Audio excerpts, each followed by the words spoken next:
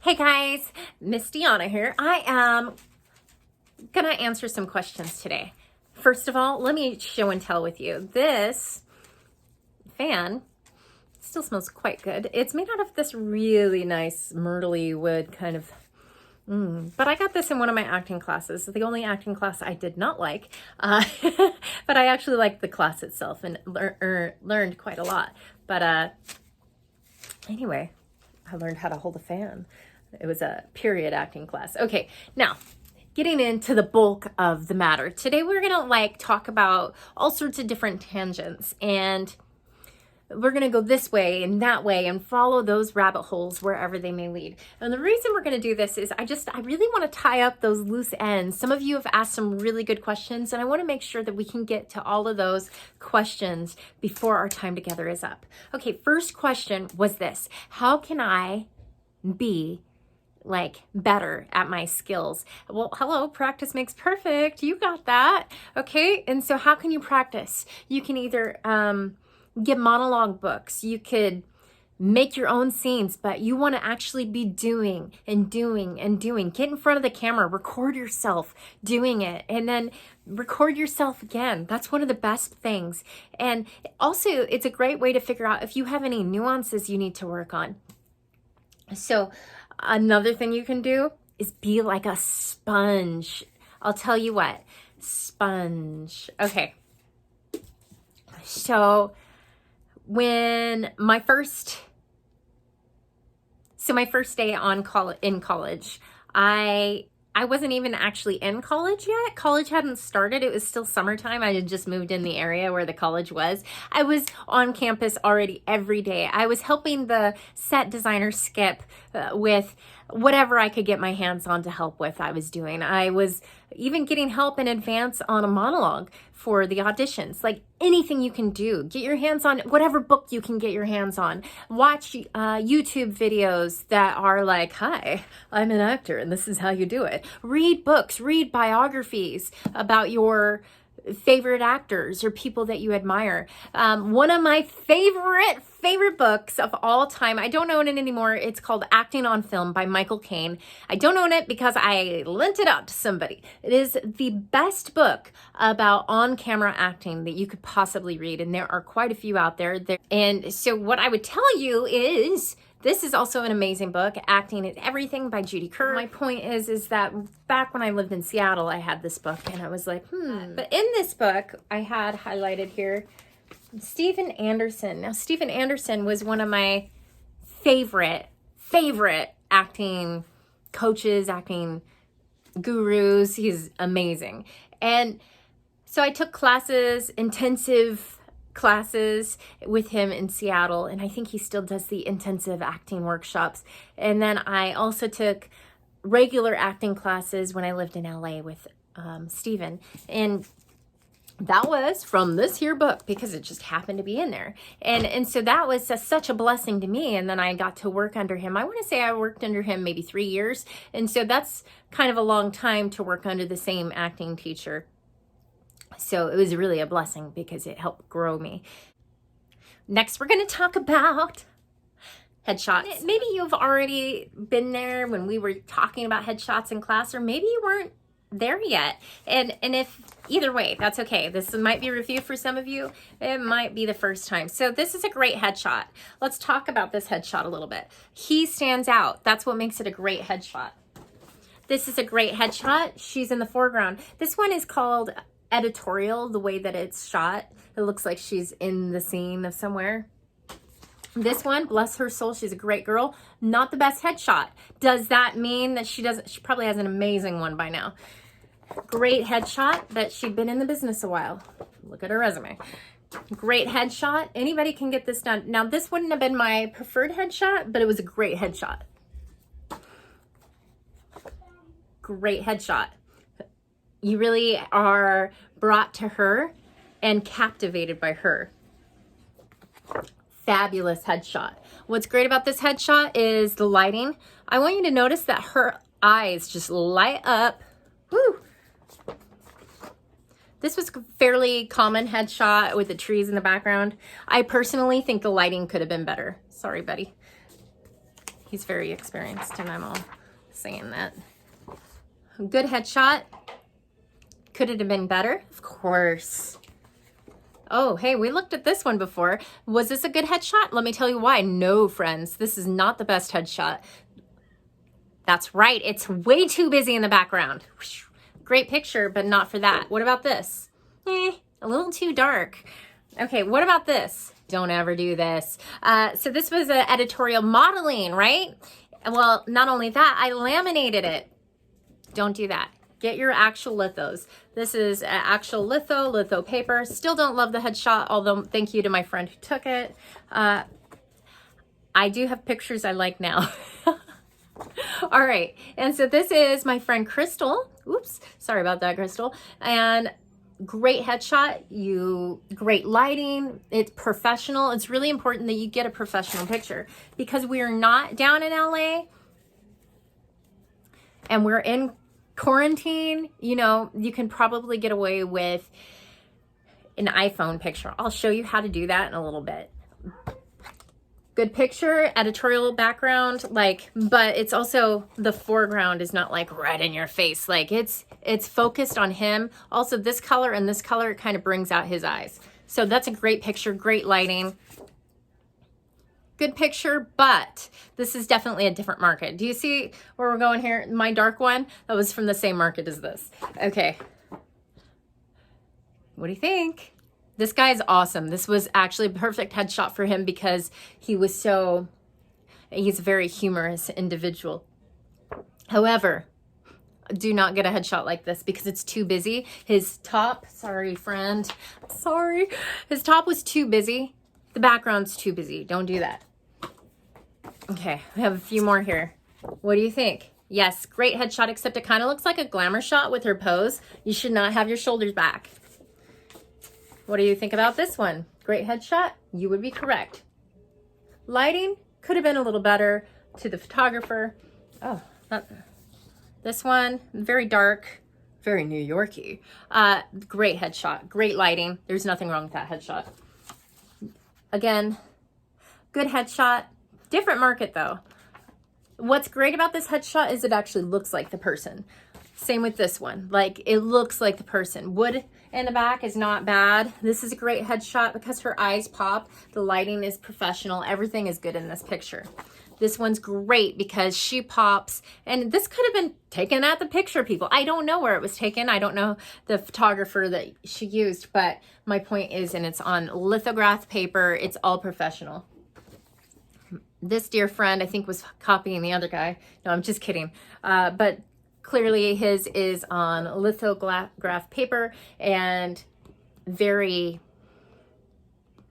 professional. And the lighting is really well lit. So, okay, what do you think of this one? I already said to you before, it's a great picture. Okay, we have this one. He does have some things in the background, but you can totally see his eyes. He looks professional. You would hire him. What about this one?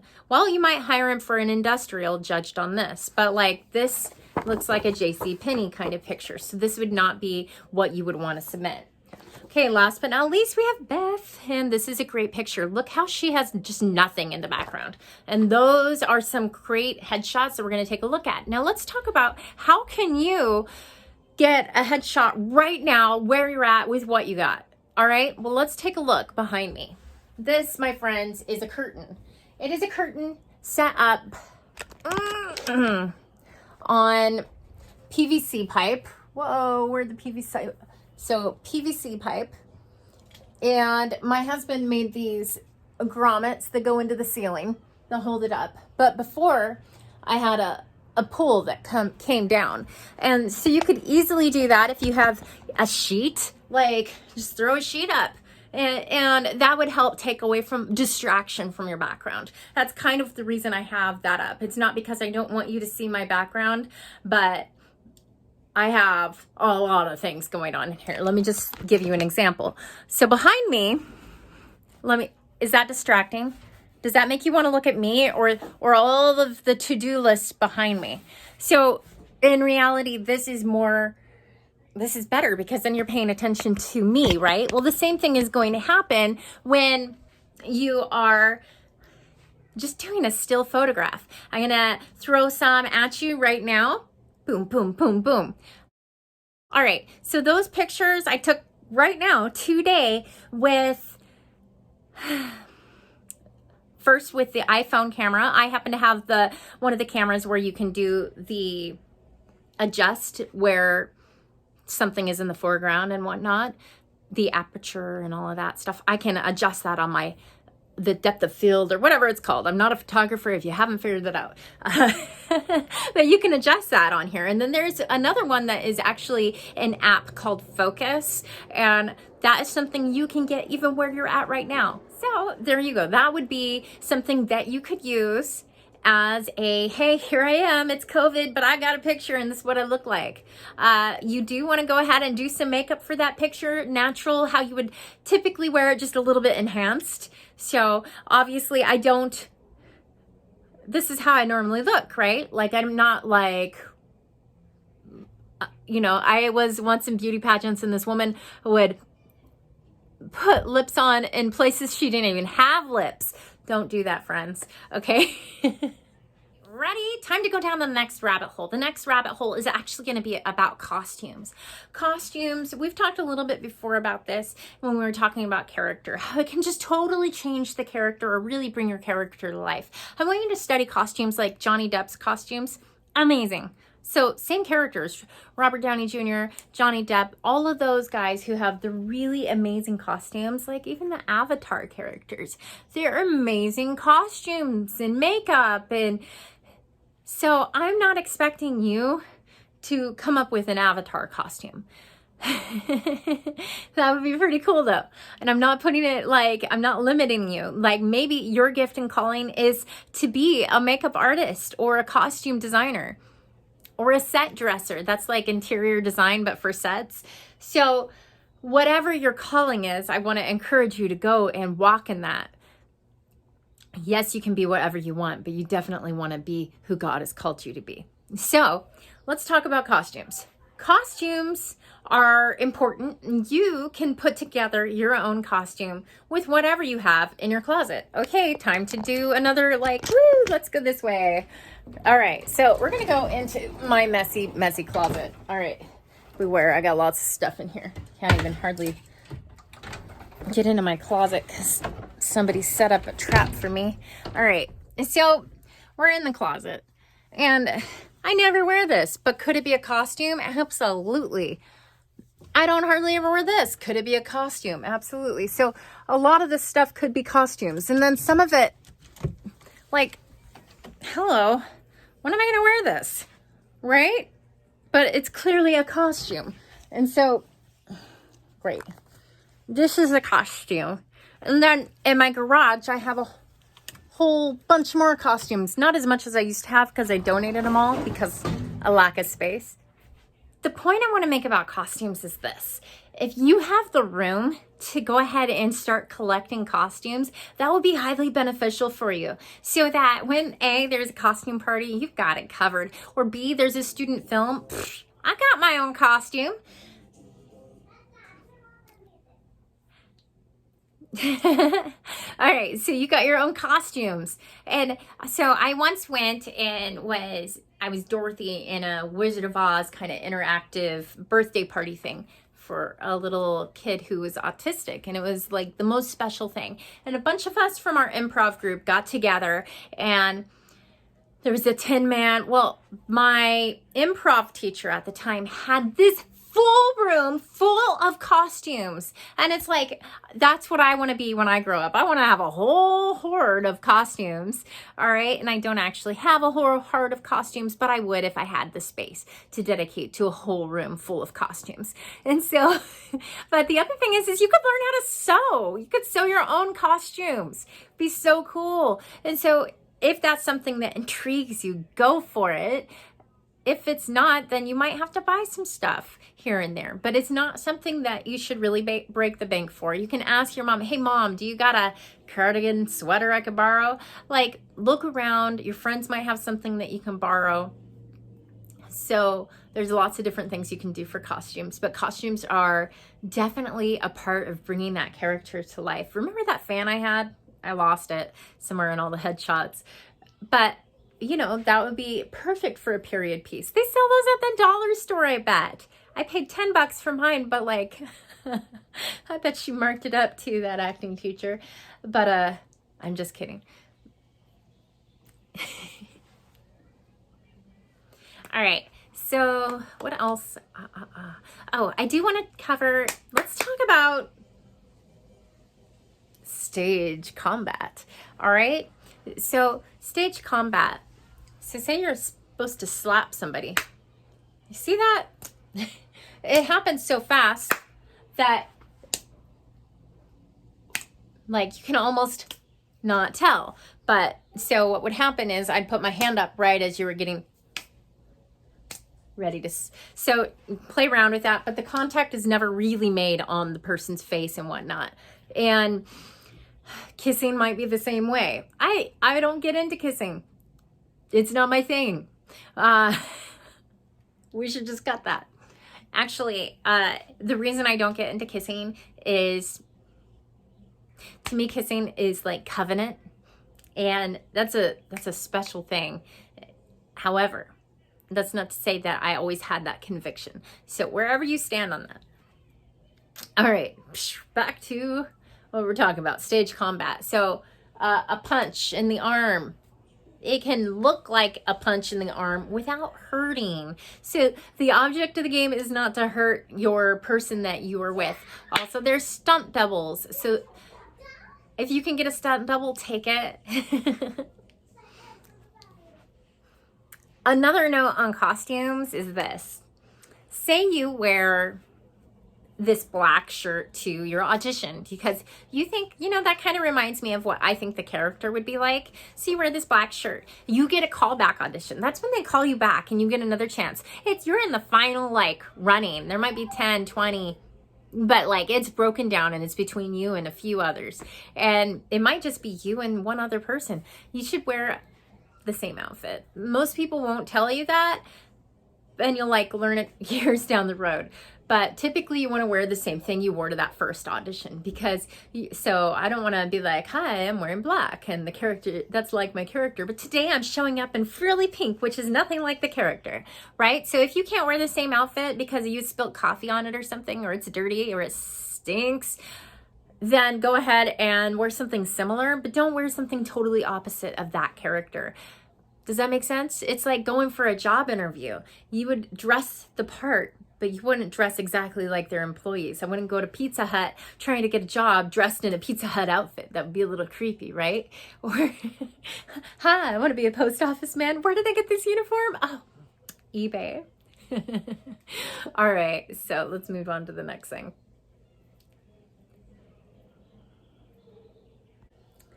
Okay, I wanted to go through really quick. This is like what I have left in my library. I've lost a lot of my books.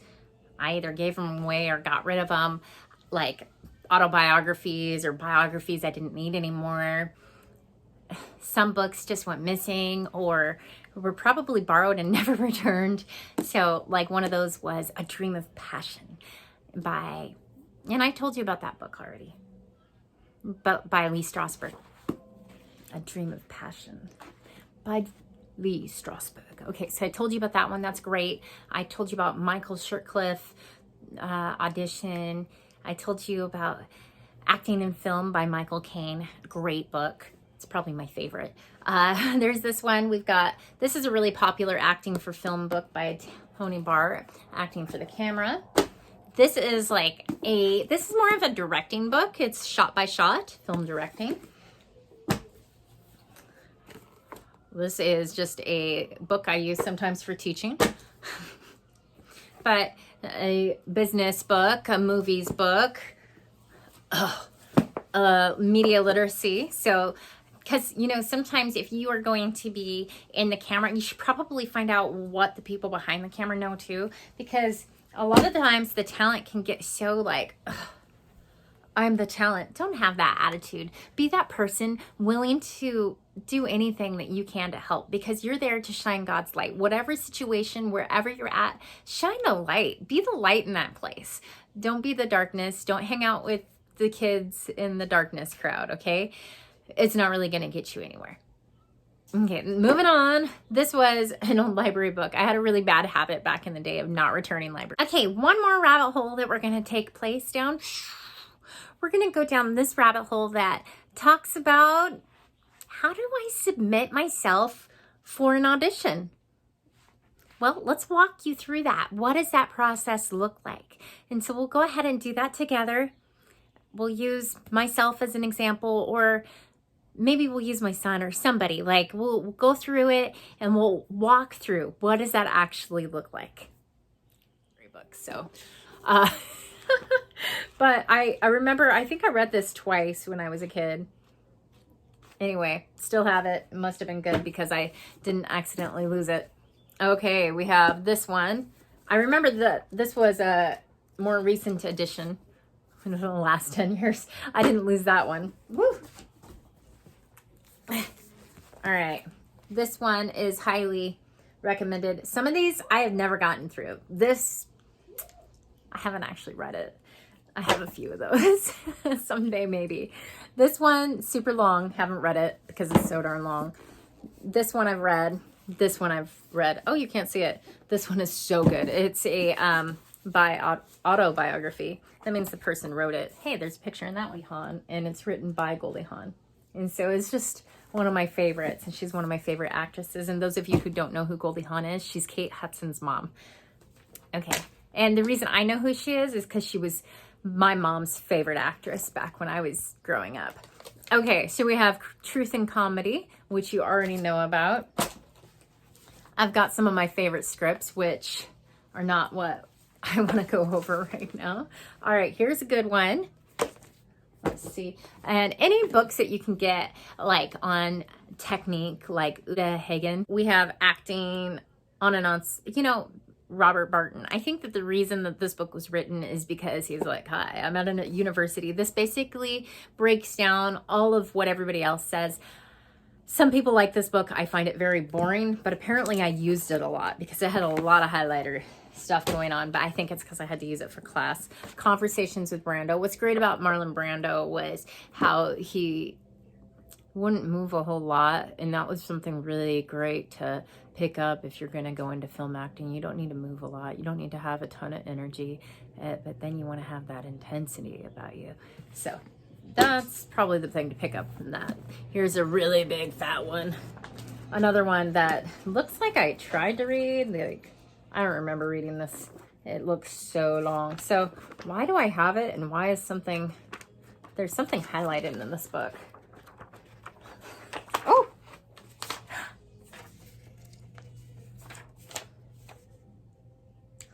I love this. It's one of my first monologues, or one of my favorite monologues. It wasn't my first. Oh, one more book. This is a good one. This is all about law, media law. And this is 2002, 2001 edition. So I bet you there's a 2020 edition. So I would get that one because it's going to be more updated.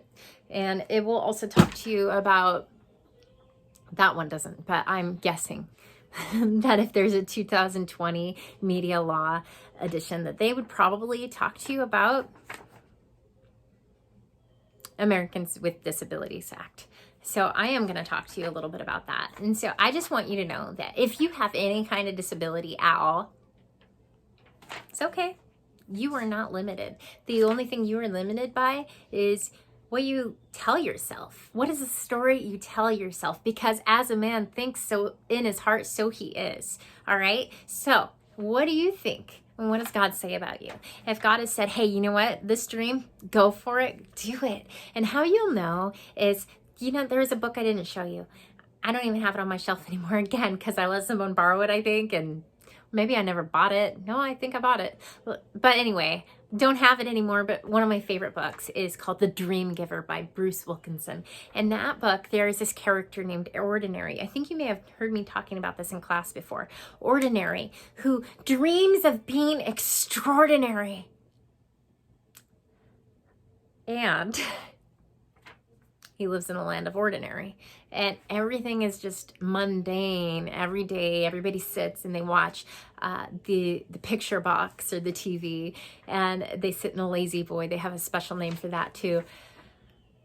But he dreams of being extraordinary. And there are people that go before him. You know what? There's somebody who gives you that dream. The dream giver is called God. God gives you a dream. He'll put it in your heart. It says in the Bible that the Lord, that when we delight ourselves in the Lord, He will give us the desires of our hearts. So I think that not only does God put that desire in our heart, but I also believe that He'll bring that desire to pass when we are seeking first the kingdom of God and His righteousness. So that's kind of the thing that changes. It instead of it being all about you and I got to be famous on that big screen, suddenly it's like, you know what? I have to be about Jesus. I have to be about my Father's business. Jesus says that when He's 12. He says, I must be about my Father's business. And that's something that I want you to take away from this class, is you are not called to just be about you. This is about you, yes. But you are a piece that fits in a puzzle. Where does your piece fit in to this puzzle? I'm so excited to figure that out with you. Like, I'm excited to see you explore that and pray about that. And if you are called to be in entertainment arts, go for it with all your heart. If you are called to write books, go for it. If you are called to be a philanthropist, go for it. If you are called to be a lawyer, go for it. Whatever you're called to do, God is going to equip you. All right? So it's not about being the best. I mean, yeah, I want you to be the best you that you can be. But it's not about being better than someone else. It's that God has you covered, and God has made all grace abound toward you in that area that you have been called to. And even if, like, maybe right now you aren't where you're going to be in 10 years from now, you just have to start. Because once you start, you're going to be walking, and walking is the key. Is you don't want to just stay stagnant. You don't want to be still, because you are called to walk worthy of the calling now, not later. You want to get in practice now. Monologue time. Psst. Has she gone? You know, chicks hated us ever since we had to move here from Vicksburg to live with old grandma and old granddaddy. Yeah. Do you know what she told me this morning while I was still behind bars and couldn't get away? She told me how embarrassing it was for her all those years ago when Mama, you know. She said our Mama had shamed the entire family. And we were known notoriously all through Hazelhurst. And then she went on to say how I would now be getting just as much bad publicity and humiliating her and the family all over again. I told her, Mama got national coverage. National. And if Zachary weren't a senator from Copia County, I probably wouldn't even be getting statewide. Gosh, sometimes I wonder why she did it. Why Mama hung herself. And that old yellow cat. It was sad about that old yellow cat. I bet if Daddy hadn't left all of us, they'd still be alive. Because it was just after he left that she started spending the whole day just sitting there smoking on the back porch steps. She'd sling her ashes down on the different bugs and ants that would be passing by. That old yellow cat, he'd stay there with her. I thought if she felt something for anyone, it would have been that old cat. Guess I must have been mistaken.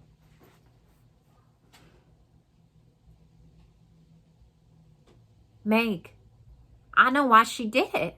Mama, I know why she hung that cat along with her. It's because she was afraid of dying all alone. She felt so unsure, you know, as to what was coming. It seems like the best thing coming up will be a lot of angels and all of them singing.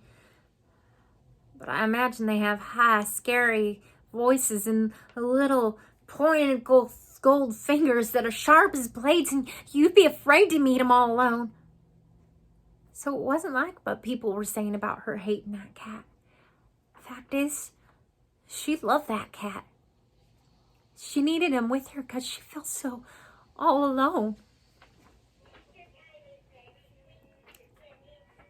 So that was my cold reading of an old monologue that I haven't read in years. Okay, guys, I want you to do some exploring around of where can you get a monologue. Obviously, I wouldn't be going for a role that didn't have some sort of a little accent going on and use this same monologue, or at least I'd have to lose the accent. But because it's from something rather famous, I might just not use it for a audition where I needed not to have an accent.